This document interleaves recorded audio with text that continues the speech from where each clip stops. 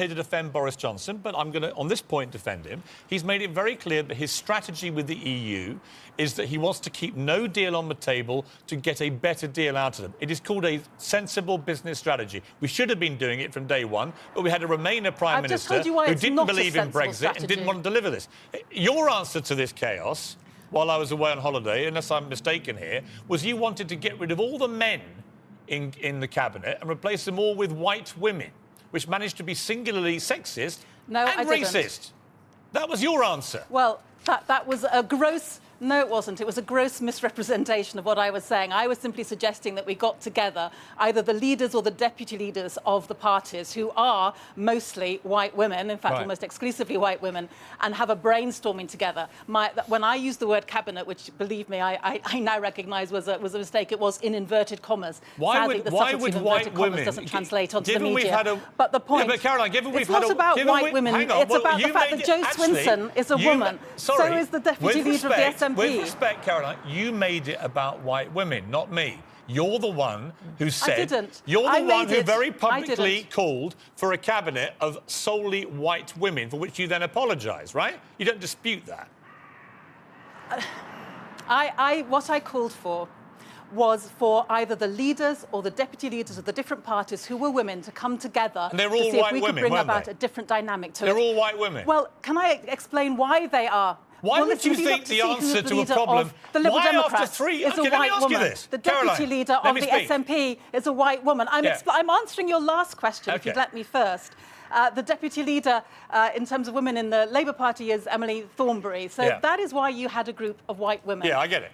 But why would you think the answer to this... Given that we've just had a white woman running the country for the last 3 years and running it into the ground, and by general consent has been one of the most hopeless prime ministers in history, why do you think the answer to that is a cabinet full of white women?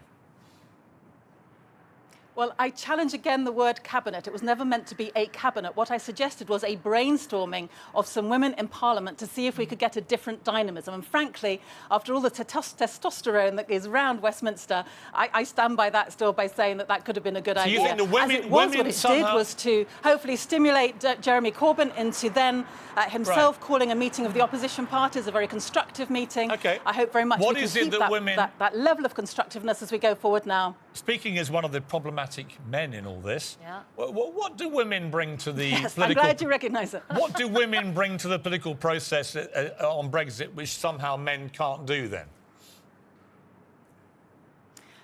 I don't think it's specific to Brexit. All I was saying that was in my experience, often when you bring a group of women together, you can sometimes get a different dynamic. It was simply a short-term measure to see if we could begin to have a brainstorm about how we could get through the logjam that we had at that time. I'm glad that having put that proposal on the table, I think it did have an impact in terms of prompting Jeremy Corbyn then to get the opposition leaders around the table. We have changed the dynamic. I'm glad now that the opposition parties are talking to each other far more than they were before. I hope we can keep that common line when it comes to Boris Johnson's latest threat of a general election, because if we have a general election before we have basically secured the fact that we won't crash out during that election campaign, that could be very damaging as well. If the Green Party were to win power, would you want to have an all-female cabinet running the country? Would that be helpful, given the particular dynamics which you think are so beneficial, which I missed throughout Theresa May's tenure?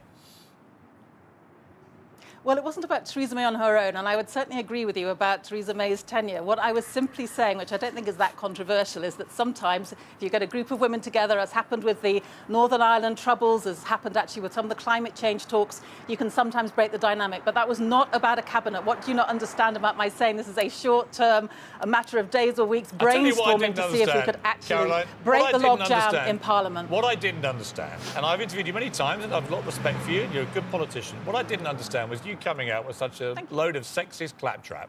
It was utter sexist claptrap. And the idea now that somehow a bunch of women getting in a room together can fix all this, when we've literally had a white woman running us into the Brexit ground, I found offensive and laughable. Sorry, I did. And you should never have Well, said a white that. woman surrounded by a lot of men. Well, it was a white woman surrounded by a lot of men, and I think if we can She was in generate a charge. different dynamic, it would be a good thing. And many people will tell you that when you have, for example, more women in committee rooms, more women in Parliament, the dynamic changes. That's not a sexist But thing if you to say. exclude It's simply men, to say if you that exclude- actually sometimes these things But change. if you exclude men, you're just being downright sexist. And then maybe now is the time to apologise exclude to men all for men a watching, couple of days- all men watching Good Morning Britain who feel, why should I ever vote for the Green Party again if she has this view about men? What would you like to say to them? I would say to them, please don't listen to the misrepresentation that Piers Morgan is giving you this morning. I was simply suggesting that a group of women on a very short-term basis might be able to knock heads together, as they have done it in many times before in history. Okay. I very much value the contribution that men make to our political life. But do you know what? If we could just rebalance the last few centuries or millennia with a few women getting together, I don't know quite why you feel so threatened by it.